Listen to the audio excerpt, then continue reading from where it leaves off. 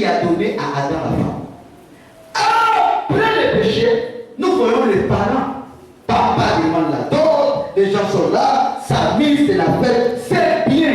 Mais avant qu'on puisse faire la fête là, il faut d'abord s'asseoir la volonté de qui? De Dieu. Bethuel, père de Rebecca, c'est ton père. Vous pouvez partout acclamer pour Bethuel.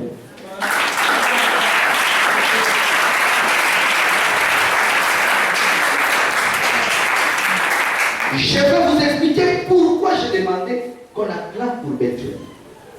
Bethuel a dit à Eliezer, l'envoyé d'Abraham, je ne peux pas m'opposer, car le mariage d'Isaac et Rebecca, ça vient de Dieu. Quand Bethuel a dit ça, la Bible dit, il n'avait même pas encore vu la dot.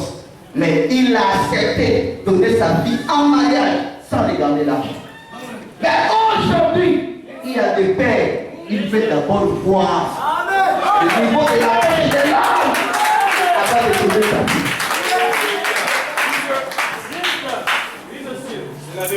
J'ai vu une publicité à Kinshasa. Publicité de réseau téléphonique, vous d'accord, à Kinshasa. Un homme vient épouser la femme. Publicité à la vie. Le père lui pose la question. Tu as des parents d'Europe? Il dit non. Tu travailles? Non. Tu as des diplômes? Non. Tu as une maison? Tu as déjà construit? Non. Après il passe. Il dit, tu as 4 régions pour l'accord. Le gars dit oui. Papa dit que tu peux épouser ma fille. Ça m'a enseigné. C'est une publicité. Mais en un mot, il voulait montrer en ces moments, lorsque les gens se marient, ce qui intéresse aux parents, qui exposent leur vie, c'est seulement l'argent. Amen. C'est une vérité. Alors, après le péché, la Bible dit malheur à ceux qui font des alliances sans les consulter.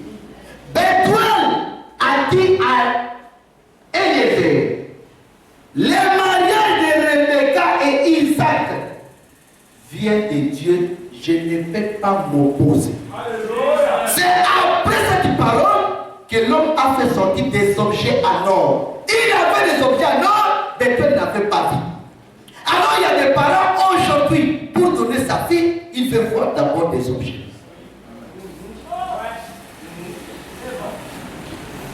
Genèse 24, verset 51. Amen. Juste la parole.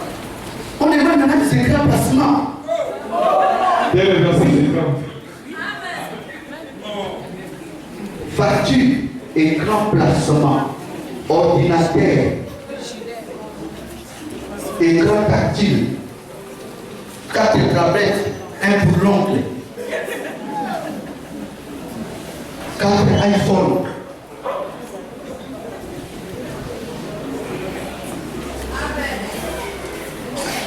Des bicots. Genèse 24, verset 51. Écoutez vous-même. Écoutez. Dès le verset 50. Laban et Bethuel répondirent. Laban et Bethuel, les grands frères et les pères, répondirent Et dit, c'est de l'Éternel que la chose mais vient. le mariage vient de Dieu. Les parents, ça c'est les bons parents. Ils privilègent d'abord Dieu à la place des objets. Ils privilègent d'abord Dieu. Le mariage vient de Dieu. Nous ne pouvons te parler ni en mal, ni en bien. Voici Rebecca, prends et va, et qu'elle soit la femme du fils de ton Seigneur, comme l'Éternel l'a dit. Lorsque le serviteur d'Abraham eut entendu leurs paroles, il se prosterna en terre devant l'Éternel. Et le serviteur sortit des objets d'argent et des objets d'or, et des vêtements qu'il donna à Rebecca. La parole du Père est venue avant les objets. Vous pouvez calmer encore pour Bethuel.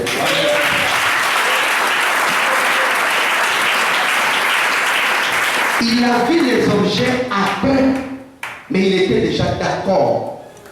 Chaque objet, mais comme ça, comme c'est Dieu qui les a unis, même si l'homme n'a rien, mais comme ça vient déjà de Dieu, on ne peut pas s'opposer.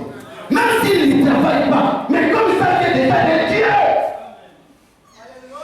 Mais aujourd'hui, ma fille n'allait pas me ramasser un pauvre. N'allez pas me ramasser un pauvre. On ne peut pas appeler ça mariage. Vous voulez faire la volonté de vos pères en écartant Dieu. Ce n'est pas bon. Dans la Bible, le mariage après le péché que Dieu a dit comme modèle de tous les autres mariages, c'est celui d'Abraham et Sarah. C'est dans 1 Pierre 3, verset 6. Avant le péché, c'était Adam. Le mariage moderne, c'était celui du commencement. Adam et Ève ont péché. Après le péché, c'est le mariage d'Abraham et Sarah. Parce que dans Genèse 18, 19, Dieu dit, j'ai choisi Abraham pour qu'il donne des instructions à ses enfants de suivre leur voie. Abraham avait une mission. Donc, le mariage modèle dans la Bible, c'est celui de Sarah et Abraham. 1 Pierre 3, verset 6. Verset 6. Comme Sarah, qui obéissait à Abraham, et l'appelait son Seigneur. C'est d'elle que vous êtes devenus les filles. Les saints qui prient, les femmes qui croient en Dieu, ont pour modèle leur mère. Ce n'est pas Ève. Ève est la mère de tous les vivants. Mais la mère des croyants, c'est Sarah. Amen. Michelle Obama, sa mère c'est Ève. Amen. Carla Sarkozy, sa mère c'est Ève. Sarah n'est pas sa mère. Beyoncé, sa mère c'est Ève. Mais pour les gens qui croient, comme Anne, et comme Priscille, leur mère c'est Sarah. Comme toi aussi, ta mère c'est Sarah. Les mariages d'Abraham et Isaac, c'est le modèle de tous les mariages. Pourquoi Dieu a choisi ces mariages comme modèle? Parce que ces mariages reflètent l'image de mariage du commencement, avant le péché. Le mariage du commencement, l'homme et la femme avaient un même père. Et Dieu aime trop les mariages d'inceste. Nous, ici, on autorise l'inceste. Dans l'église là vous êtes, c'est obligatoire l'inceste. Le mariage d'inceste, c'est le bon mariage reconnu par Dieu et l'unique que Dieu aime. Puisque c'est l'image de mariage qui commence. Adam et Ève avaient un même père. Avant que Ève soit la femme d'Adam, Ève était d'abord sa sœur. Celle qui est ta femme doit d'abord être ta sœur avant d'être ta femme. Si tu épouses ta sœur en Christ, ton frère en Christ, vous avez un même père. En cas de divergence, vous allez vous référer à la parole. C'est pourquoi je parle de l'inceste. Si tu épouses le fils du diable, Satan devient ton beau-père.